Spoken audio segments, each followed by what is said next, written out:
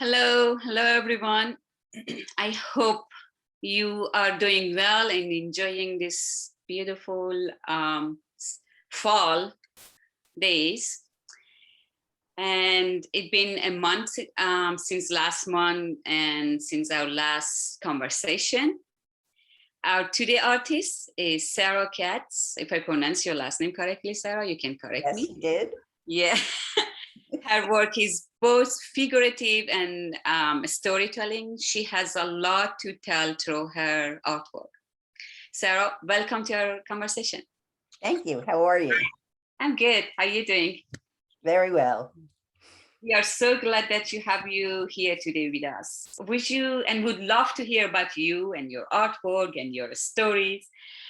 Would you please start by telling us about yourself and your background and how you started as an artist? Okay, well, I started actually as a crafts person. When I started when I was very young. In my family, we always made things, and I made things with my mother. My mother was a dental technician and my father was an engineer, and she had a dental laboratory, and I had access to waxes and casting equipment and plasters, and so we were always playing around in the lab. And then I started making jewelry, and I did that through high school. I had a little studio. And then when I went to college, I went to the School for American Craftsmen at RIT, and I studied ceramics, which was really wonderful. I did that for about 2 years, but then I wanted a little bit more fine arts background. So I went to College of Arts and Crafts in California, and I got a degree there in sculpture. And then I wanted to do more figurative work. I became very interested in the figure.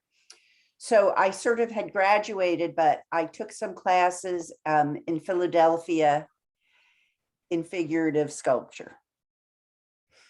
And that was pretty much, that was a very good sort of foundation for me. I'm sure it was. I mean, so that's what you identify today with, right? This is the sort of art you're doing today.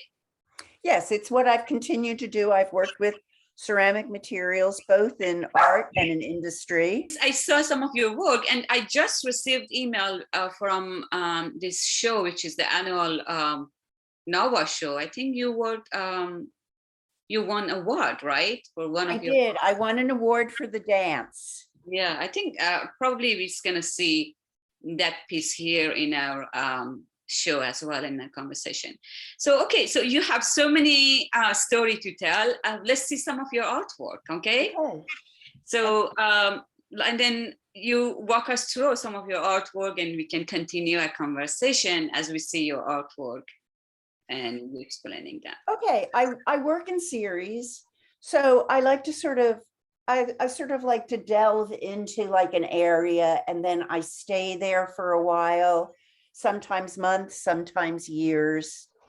I did these bird women, and they were sort of some combination of human and bird. And they were, sort of about having your wild side and some of the thoughtful parts of ourselves as we are in our imaginations. Mm-hmm. And which part in this is bad? This is from, you mean this particular piece? Particular piece. Okay, so she's a sleeping bird woman. You can't really see her feathers, but okay. She has feathers. Her hair. Okay. And she's in caustic. She at that time, I was looking for all different ways to finish the pieces. I stained some of them. This one is encaustic, and encaustic has this wonderful sort of fleshy quality. See how it has like a little sheen, and that's from the wax. And I thought that that was very lovely. Yeah. But eventually I started glazing them. Okay. So how do you choose the subject? What inspired you, for example, to make this bird woman? How this idea came to you?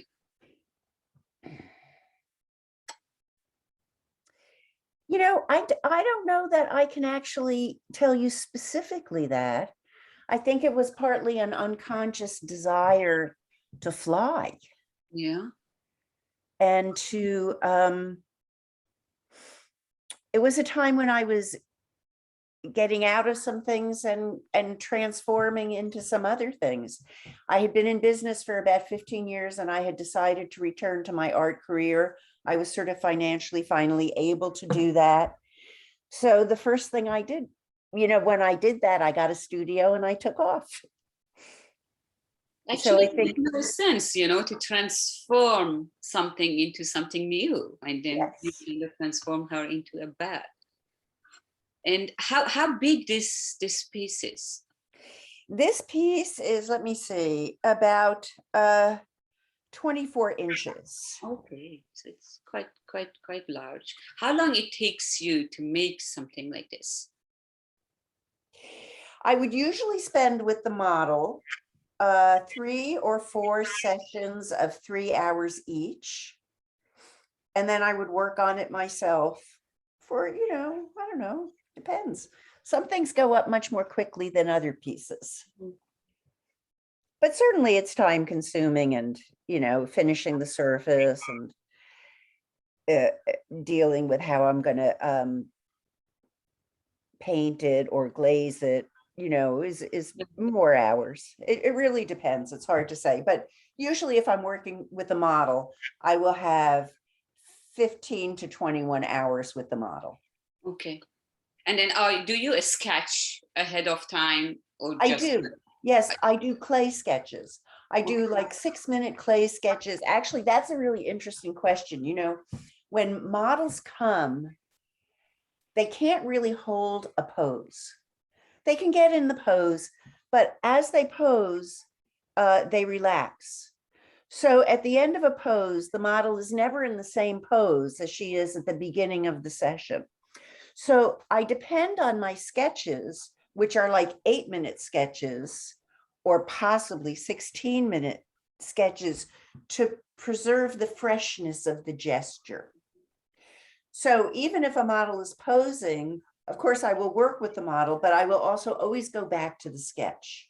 Mm-hmm. Oh, okay, makes sense. Or you take picture too, so taking picture. No, I never do that. No? Well, no, I shouldn't say I never do that. That is a way I have worked. But if I'm working from life, I work from life. All right. Because a picture will flatten things out. And you have to take pictures in a very specific way with the light so you can sort of see around the form. Exactly. And I find that the work that I have done, well, from pictures, it's just a very different feeling process. Okay. Yeah. When Exactly. you work with a model, you have a human being in the room with you and they talk and they interact with you, which is very different from working from photographs. Exactly.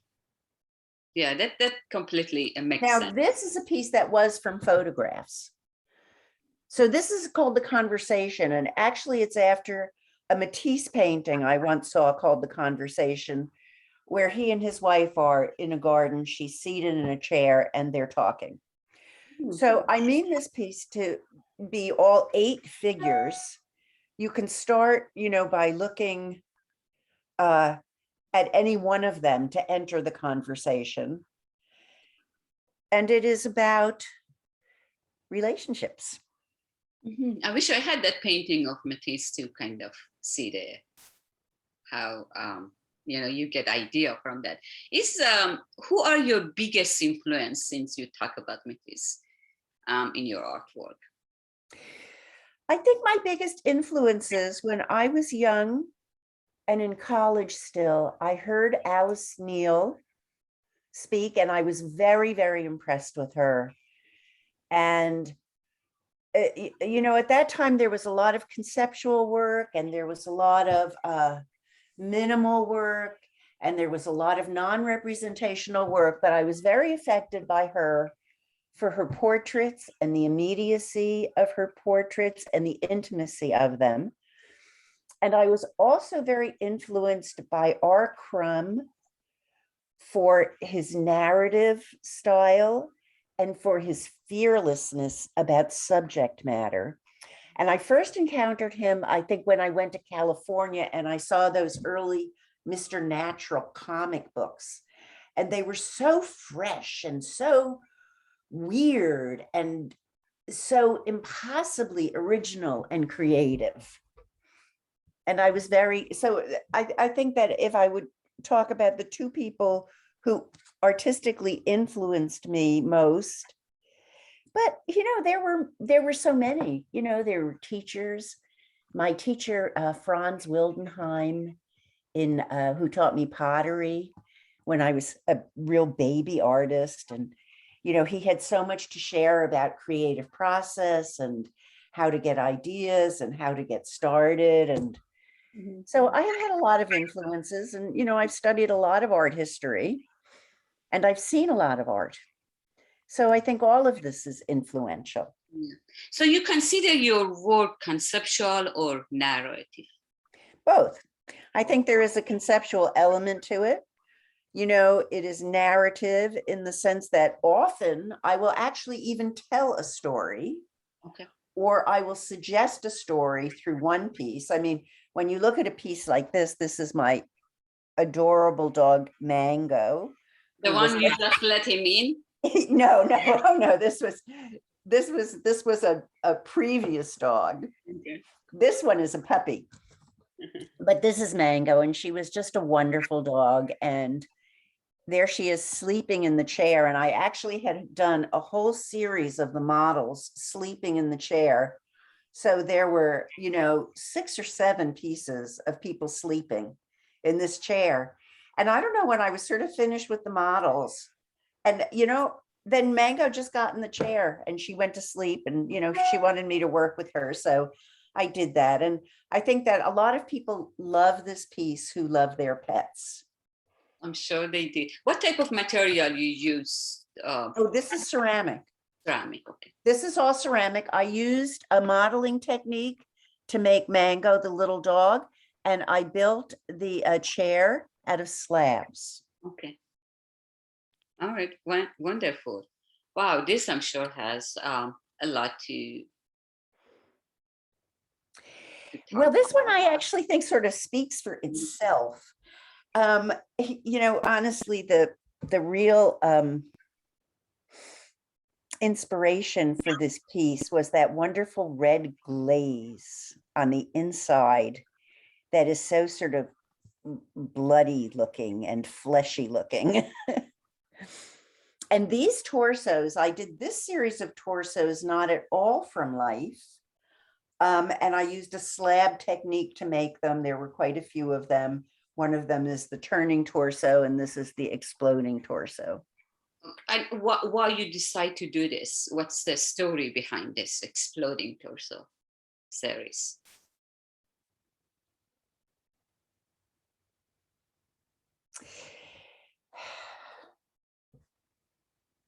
How you decide to make this torso series? I mean, what came to you? I mean, I'm sure, every artist, when they start to do, you see. Honestly, Farrin, I don't always ask that question. I sort of start doing something and I enjoy it, and I just keep at it until I see where it goes. So you have a concept in your mind, though, right? I mean, you have a concept. Yes, I have a concept in my mind, but it isn't always about the meaning of the piece. Okay. Sometimes it's about the construction of the piece. Okay. Like, okay, I wanted to make these pieces from slabs instead of working from the model. All right. And that has a certain look to it. Okay. And that's really kind of interesting. And then I played with the glazes. Okay. And I felt that I had something, even bending it and then opening it. Okay. That was very interesting. Okay, so after something finished, then you can see the story behind that, right? Because you said your work are more conceptual and narrative. Yes. So you start to make something, and then it come to you. Okay, so this is the story behind this piece, right? No, it really is not. It is not a simple one-to-one relationship. I won't say that's never, like the frog series. The frog series, there is the dance, there is the handkerchief where she drops her handkerchief and he picks it up. There is a scene of passion. There is a scene of betrothal. There is a scene of the wedding breakfast. And then there is a scene of their married domestic life. Okay. So that was a series that has a one-to-one relationship, and it is a real chronological story. Mm-hmm. But a lot of the time, like in the conversation piece, it is not a chronological story, but there is a story there in that it's about a couple having a very serious conversation. They are naked to suggest their level of intimacy and also their level of honesty. Okay. It may be a difficult conversation. Mm-hmm. Oh, now this is from a series called The Children. And I actually love this piece. This is my godchild, Sarah, who was just playing with a boa one day, and Goodness. so adorable. But a lot of this series was very much more serious. I don't think that you have more from this series that I sent you. I have it in your website. Actually, I Oh was yeah, okay, let's do that. scan through your series. Okay, now this is actually John Bonet. You remember John Bonet was a child who was killed in her home. Oh, wow. Okay. And these are her actual costumes. And I was able to download her autopsy report. I was so horrified by this crime, and I was so horrified by the way she was used by so many people and abused. And I was thinking then about the Hummels that I used to collect with my grandmother. We just used to love them. And the Hummels were these scenes of idealized childhood in Germany. And they were designed by a Catholic nun. And this was during the wartime. And she herself was prosecuted by the Nazis, persecuted by the Nazis. But I thought about how weird it was that they were making these idealized images at the same time that they were taking real children to, the gas chamber. And I wanted to do something about children being even not children. This particular one, my brother died when I was about 35. And this is about him and my relationship with him, and even how we are all children in the face of death. And this is the only sculpture I have ever made, I will say, about a huge event in my life.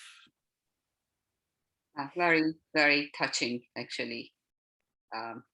And this one is my godchild. And yeah, I saw actually you have beautiful artwork. I mean, this one I saw recently. oh yeah, that's one of the winged women. Yes, and I saw you have a series of birds, because when I was about the birds, okay, so I love that one. I love that one because she's actually about pigeon sized. They are very, very interesting and very meaningful, right? At the same time. And I agree with you. Like sometimes you make art without even like having a concept, and then later on you put concept into it. The concept come to you, right? And sometimes, but for me, it doesn't ever have to be too specific. Yeah, exactly. Because other people who look at what you've done have their own stories, right? So yes. If I know a lot about what my influences are and what my associations are, I think that other people will have their own associations. I came to art at a time when art was very disassociated, when there was a very big movement to disassociate influences from your art, to be minimalist. And that was so impossible for me that I decided to just pile it on. So that in a piece like this, oh, there's the handkerchief. Okay, so she's dropping her handkerchief and, he's catching it with his slithery tongue. And she is both alarmed and also sort of interested in him. So in my frog story, the frog never really becomes a prince. However, she does like him the way he is. And I mean, there's so many sort of meanings here because you have a series in your website too of this frog. Yeah, only this one is the whole series. Okay, so in my series, he never becomes the prince.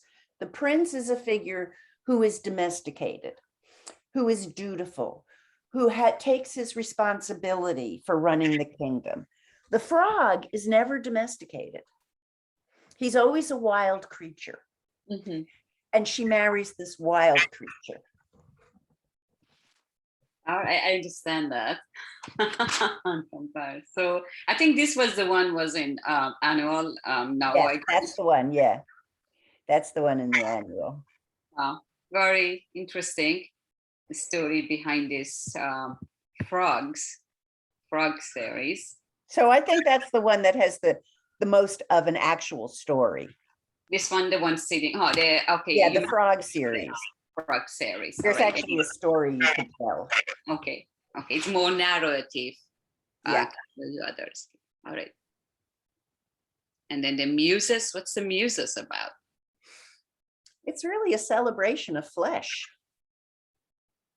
How is there 3 in the series? This is a series. Yes, there are 3 in the series.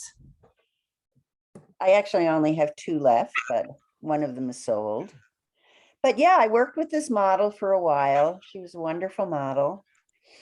She posed also for one of the, not the winged women, the sleeping bird woman she posed for. Okay. And she's also in my sleeping model series. Okay. And why you choose women and often nude? What's the reason for that? I mean, it's because most of your work I see are nude. First of all. I have done a lot of nudes of women.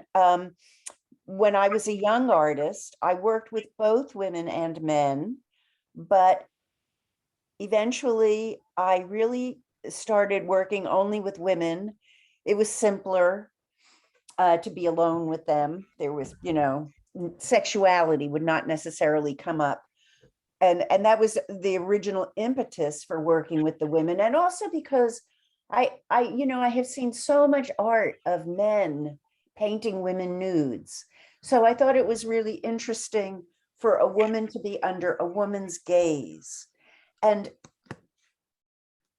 so that's how I started. But as I worked into the practice, I realized that I identified with them, so that instead of my subjects being objects, they elicited from me my own thoughts and feelings about myself and my life. So we would talk. I would have a woman talking to me and we would have a friendship, and whatever work I did was sort of a combination of them and me. So I thought that was interesting, that instead of objectifying the model, that I identified with the model.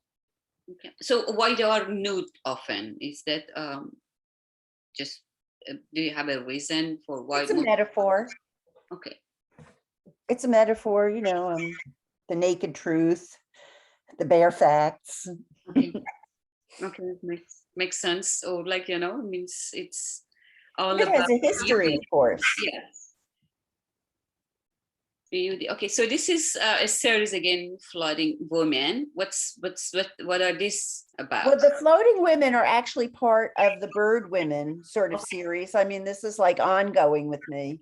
I also have some Leaping Women. They're sort of untethered to a ground. All right. And these actually are 3 pieces that can be arranged in many different ways. All right. How big they are? What's the size of They're these? 12 inches each. Okay. And then they're ceramic. They are. Okay. So you mostly work with ceramics, right? I work in ceramic. I do. Yes, I sometimes add other materials, but clay is my go-to medium. I have been doing some flat work lately, but I really like to make things and I like to get my hands dirty. And then you have this studio, you do all this, the whole process at your studio. yes, I do. Sometimes though, lately, I've been going also to the Greenwich House Pottery because they have gas kilns there. Okay. So I went there first. I just wanted to make, functional pottery again. But now I have started making sculptures there also. If they don't throw me out, I had a little explosion the other day. They were not happy. I'm sure they won't throw you out. Making beautiful and very meaningful stuff. So thank you. All right. This is also about 12 inches. I've done a lot of work at this size. Honestly, I used to work a lot bigger, but then I would send the work around and it would come back from the galleries and broken. And that was just too discouraging. I mean, now I like to be able to deliver my work to a show. I'll be happy to ship a small piece like this. You have to sort of double pack it. Dealing with ceramics is a whole. Yeah, it's difficult. I mean, although a smaller, the more difficult because the detail, to making in smaller piece is more difficult than to making in largest piece, I believe. I'm not a sculptor, but this is actually kind of what I'm thinking, right? No, I don't find it so. No? No, I wouldn't say the small pieces are more difficult. In terms of detail, I mean, the larger, as it goes larger, is not easier to make and create or carve? It's different. Different? So, but it's not difficult in a word, I should say. But it's not difficult, right? Okay. Right, it's just different. I mean, when you're working life size, then your finger, is the same size as the finger you're making. Oh, I love that piece. That was a piece that I made because a friend of mine said to me one day, she says, she was very sort of stressed out. She had a job and a child and things were just difficult. And she said, I don't know what happened. I was taking a shower and I just started screaming. And then this came to you to make it. I said, oh yeah, I have to, Singing or screaming, something, right? Screaming, yeah, I have to do that. The woman screaming in the shower. Releasing stress. So that's actually the say, right? Singing in the shower to release stress. So now screaming, that's right. When I saw it, I thought it's singing. So this is like kind of. Well, she could be singing too. Yeah. Interesting. Did you use model for this one too, or this is just? I actually have 2 of them. One of them I used a model and one of them I didn't because I wasn't sure the first one was going to come through technically. Okay. Oh no, so this is from a series called For Instance. Okay.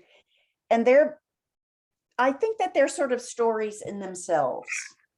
Each piece is a story in itself. Yes. Yeah. Which is the shower also. Shower piece, yes.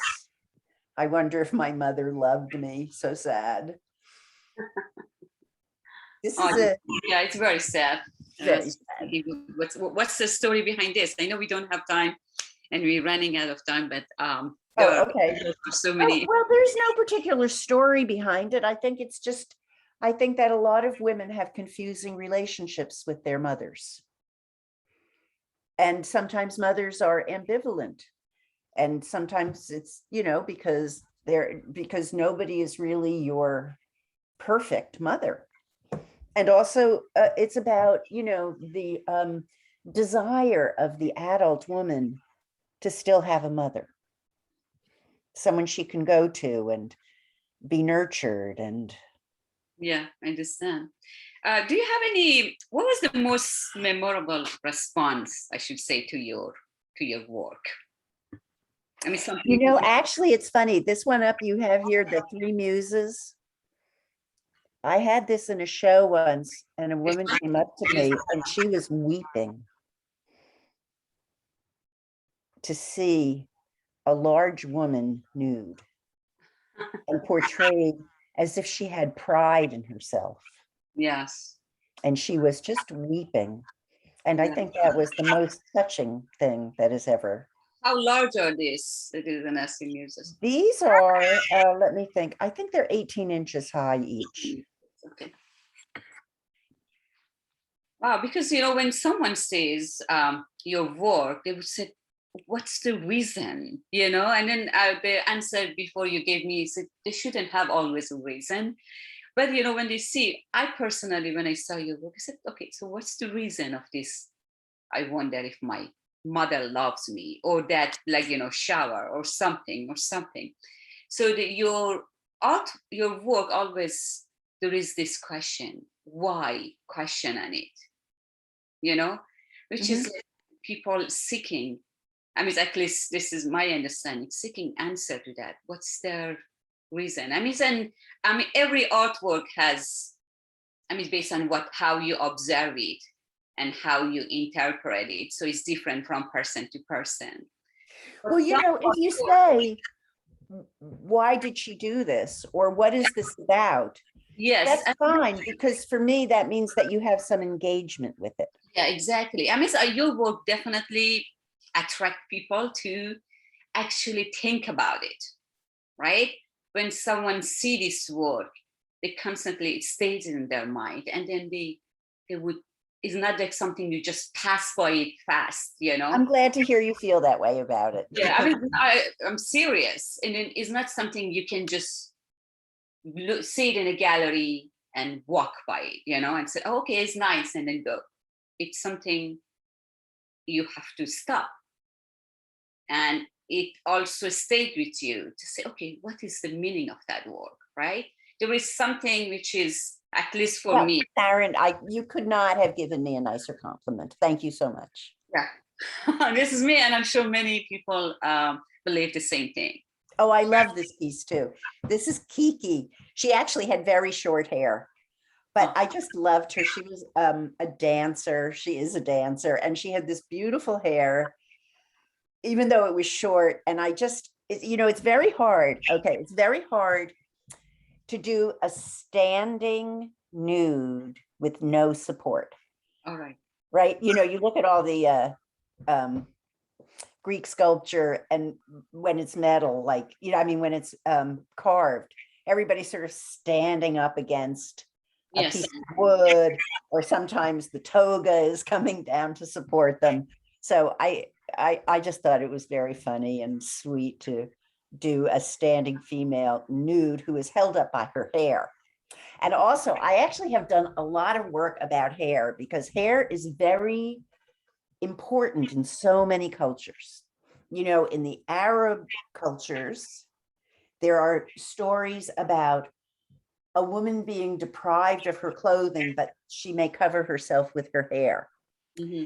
We have Rapunzel, who is trapped in a tower, but the way her hair saves her is she can bring the prince up there. And also in Christianity, Lady Magdalene, and then her red long hair. Right? Yes. So we all have a thing about hair. I'm not quite sure what it is, but I know it's very important. Yes. Yeah, there are almost every culture and story. You see some, story about long hair and how significant hair. I'm not saying long hair. How significant hair was in cultures. Yes. Yeah. So you don't have much time. I just gonna this series, and in particular this one.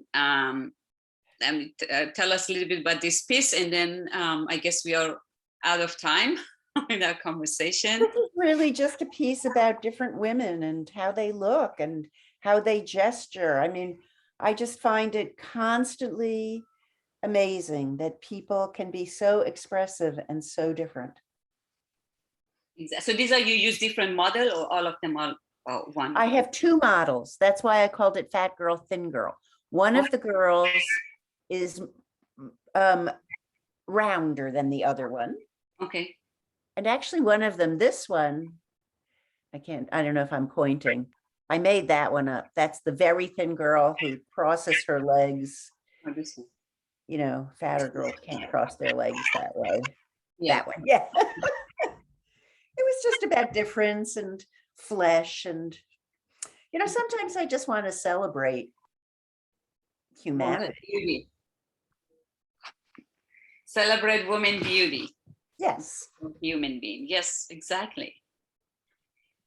And this, do you have any, since we are and we don't have much time, do you have any final word for our today guest, Sarah?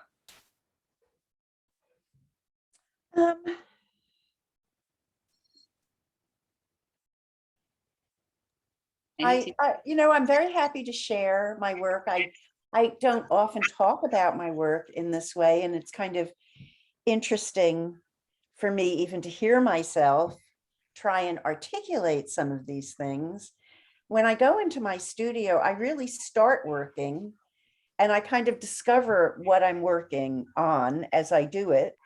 Sometimes I will start with an idea, you know, and then as I go into it, it sort of develops and I sort of see what it's about. But like this one, honestly, you know, I was thinking of that movie Carrie when I just started pouring glaze over this piece. And Yeah.